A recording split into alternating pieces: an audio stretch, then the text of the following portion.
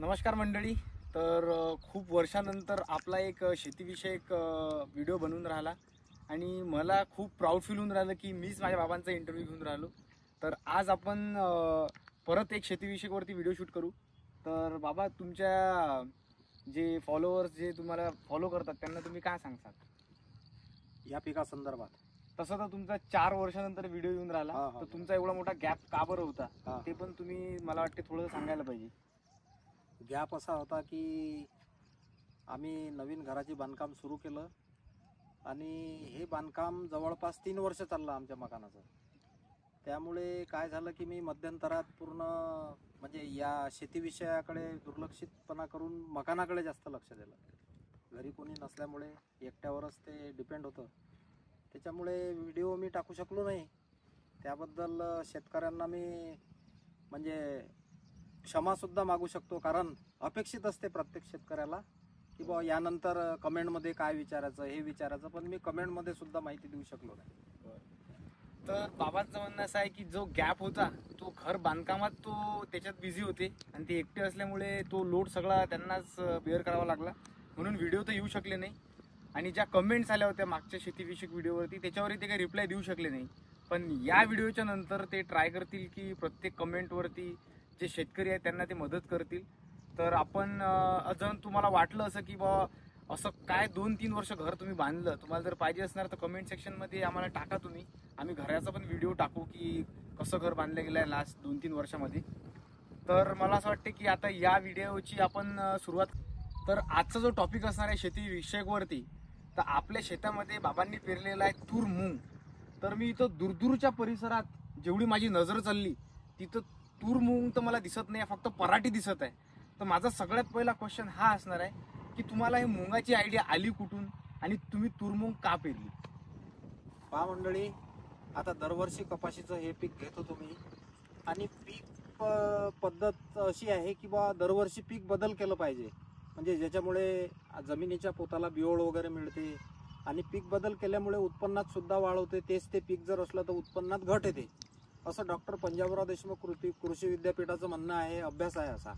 त्यामुळे माझ्या मनात अशी कल्पना आली की आपण मुंगच पेरायचा यावर्षी, म्हणजे पुढच्या वर्षासाठी बियोळ होणार आहे आपल्या शेतामध्ये. मुंगाचा बियोळ चांगला राहते, जमीन सुद्धा चांगल्या पद्धतीनं भुसभुशीत अशी राहते मुंगामुळे. तर जेव्हा मी बियाणं घ्यायला गेलो तेव्हाच ते म्हणत होते की बा कमीत कमी 5-6 वर्ष झाले लोक मुंगाचं पीक पेरत नाहीत, तुम्ही कसं काय पेरता? तर मी त्यांना काही असं बाकीचे उत्तरं वगैरे दिले नाही.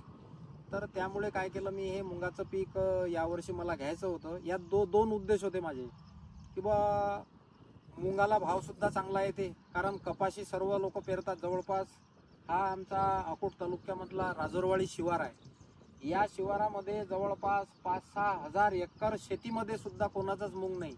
म्हणजे मी जेव्हा शेतात येतो तर बाप्पू तुम्ही एवढ्यात शेतात खूप चालले तर मी सांगतो मुंग पेरला, तर कोणालाही आश्चर्य वाटते की बा मुंगाचं पीक बीमोड झाल्यासारखं झालं या भागामध्ये आणि तुम्ही हा मुंग पेरला. तर यात माझे 2 उद्देश होते की बा बिवळी झाला पाहिजे आणि मुंगाला भाव येते, त्याची मागणी जास्त आहे, त्यामुळे मी हा मुंग पेरलेला आहे. अच्छा, तर मूग का पेरला याचं तर मला उत्तर भेटलं. मी अजून ऐकलं की या मुंगावरती बेंडकार रोग येते, तर त्या बेंडकार रोगाची तुम्हाला भीती नाही वाटली काय? बरोबर आहे. तर मग आता कसं झालं, सुरुवातीला पेरणारेच म्हणत होते की बा हा रोग येते तो रोग येते, हरणाचं राखण डुकराचं राखण. तर मी कशालाही न घाबरता, कारण शेतकरी कसा असते, शेतकरी एवढं धाडस कोणीच करत नाही, श्रीमंत माणूस सुद्धा करू शकत नाही, कारण निसर्गावर अवलंबून शेती करते, जमिनीत पैसा टाकून देते आणि निसर्गाची प्रतीक्षा करते. मी त्या पद्धतीनंच केलं. म्हटलं आता यावर्षी आपण एक अनुभव घ्यायचा. आता अनुभव घेता घेता सुरुवातपासून मी जवळपास आता 75% माझा माल हा परिपक्व होत चाललेला आहे. तर आतापर्यंतही अनेक कास्तकार मला म्हणतात शेजारचे वगैरे की बाप्पू तुम्ही मूग पेरला, पुढच्या वर्षी आम्ही मूग पराठी टाकू. म्हणजे कास्तकाराला हे पीक पाहून एक पर्याय सुद्धा दिसून आला. त्याच्यामुळे कसं आहे की यावर्षी असं म्हणा की आता तसं पाहिलं तर हा माल घरात जाईपर्यंतही एक कास्तकाराला कोणताही माल घरात, आता सध्या पावसाचं वातावरण सुरू आहे, 4 दिवस झाले पाऊस सुरू आहे आणि काही भागात बाजूच्या शेतामधून जो पाणी आलेला आहे त्याच्यामुळे मूग झोपलेला आहे कुठं कुठं. हा नॅचरल नैसर्गिक भाग आहे, कुठं कुठं हरणं सुद्धा आलेले आहेत. आता अशा प्रकारे यावर्षी काय उत्पादन देते परंतु लोकांना एक खात्री आली, जो बेंडक्या रोग म्हणत होते, ज्याची भीती वाटत होती. आता एक जण तर असं म्हणत होता की एका जणाचा फुलोर आला, तो टोंग्या एवढा झाला आणि तो मग एकदम खाली बसता बसता हिती एवढाच झाला. म्हणजे बेंडक्या रोग म्हणजे त्याचं एक लक्षणच असं सांगितलं की बा टोंग्या एवढा होते, नंतर मग हिती एवढा होते. आता मी प्रत्येक वेळेस मनात धास्ती ठेवून घाबरत की बा आता आपला मोठा झाला, आता फुलोर आला, आता बारकी शेंग आली, आता शेंग भरत चालली. पण आता असं वाटतं की बेंडक्या रोग वगैरे काही नाही, कारण कोणताही रोग हा वर्ष, 2 वर्ष, 3 वर्ष चालेल, परंतु दरवर्षी थोडी तो रोग येणार आहे. म्हणून मी यावर्षी या पिकाचं धाडस केलं. म्हणजे की बाकी शेतकरी जसं शेताला माती लावून कोणत्याही संकटाचा विचार न करता जसं कुठली रिस्क घेऊन शेती पेरतात, त्याचप्रमाणे बाबांनी पण शेताला माती लावून यावर्षी मूग आणि तूर पेरलं असं मी म्हणू शकतो. बरोबर आहे. बरोबर. हा. तर आता माझा नेक्स्ट प्रश्न हा आहे की बा हे जे पीक आहे किती महिन्याचं पीक आहे? हे 65 दिवसाचं पीक आहे आणि जवळपास 65 दिवसामध्ये मी काही याचा नोट्स केलेला आहे की बा म्हणतात 65 दिवसाचं, पण खरोखर मी 30/6 माझं पेरणं झालेलं आहे. 30/6 ते 30/7 हा पूर्ण 1 महिना झाला आणि 31/7 ते आता हा चालू महिना ऑगस्ट मध्ये, म्हणजे जवळपास या महिन्याच्या शेवटी मूग भोरटणार आहे, काळपट होणार आहे आणि पुढच्या उरलेल्या आठवड्यात या महिन्यानंतर जवळपास 65 दिवसाचा जो कालावधी आहे हा खरा आहे. आणि या पिकाला पाऊस किती लागते? आता आपलं कोरडवाहूचं जे एरिया आहे तर याच्यासाठी पाऊस किती जरुरी आहे? आता हे जे पीक आहे हे खरोखर म्हणजे पावसाळीच पीक आहे. म्हणजे याला जेवढा पाऊस राहील तेवढं या पिकासाठी चांगलं आहे. मध्यंतराच्या काळात भरपूर म्हणजे प्रतीक्षा होती पावसाची, पाऊस आला नाही आणि ज्यावेळेस हा फुलोरावर अंड्यावर येते, बारकी शेंग धरल्या जाते, तेव्हा याला पावसाची गरज असते. त्या दरम्यान याला पाणी मिळालं, नैसर्गिक पाऊस आलेला आहे. तर मग याला निंदन, या समजा 65 दिवसाचं जे पीक आहे त्याच्यात किती निंदन लागू शकतात, प्लस खत किती वेळा द्यावं लागते, डवरेचं कसं, हे सगळं? तर आता याचं असं आहे की जवळपास 15 ते 20 दिवसामध्ये, म्हणजे पेरणीपासून 15 ते 20 दिवसामध्ये याचं निंदन एकदा आणि डवरण एकदा अवश्य व्हायला पाहिजे 20 दिवसाच्या आत. आणि 20 दिवसामध्येच आपण जेव्हा शेतात येतो, पाहणी करतो, तेव्हा यावर पांढरी माशी, अळी वगैरे काही दिसते काय, तर कमीत कमी 3 फवारण्या माझ्या झालेल्या आहेत. एक फवारणी मी एक्स्ट्रा काढलेली आहे. परत आता शेंग भरत आल्यामुळे मी एक फवारणी परत आणखी काढणार आहोत. म्हणजे 20 दिवसाच्या आतमध्ये एक निंदन आणि एक डवरण व्हायला पाहिजे. तर एकरी याला किती खर्च येऊ शकते मूग आणि तूर पेरल्यानंतर? आता याला खर्च आपलं शेतीचं जे काही क्षेत्रफळ आहे, या क्षेत्रफळानुसार आता आपण निंदन जे काढतो सरासरी, वास्तविक पराठीपेक्षा हे पीक कमी खर्चाचं समजलं जाईल.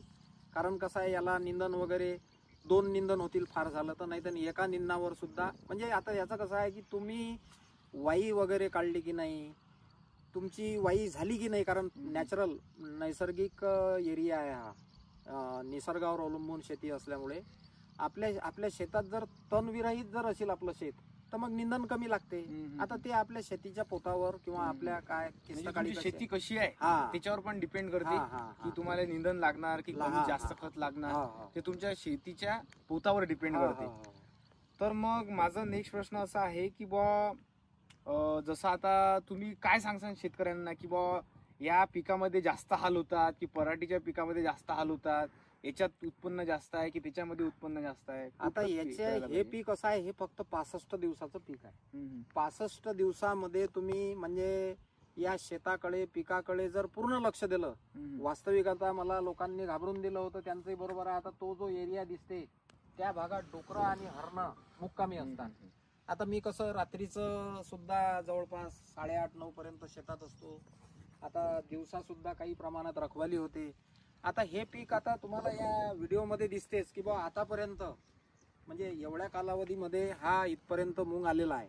आता रात्रीचं सुद्धा रखवाली केली तर अति उत्तम आहे. आता याचा ॲव्हरेज वगैरे जो काय लागेल तो, त्याच्यामुळे 65 दिवस काही मोठे जास्त नाही शेतकऱ्यासाठी.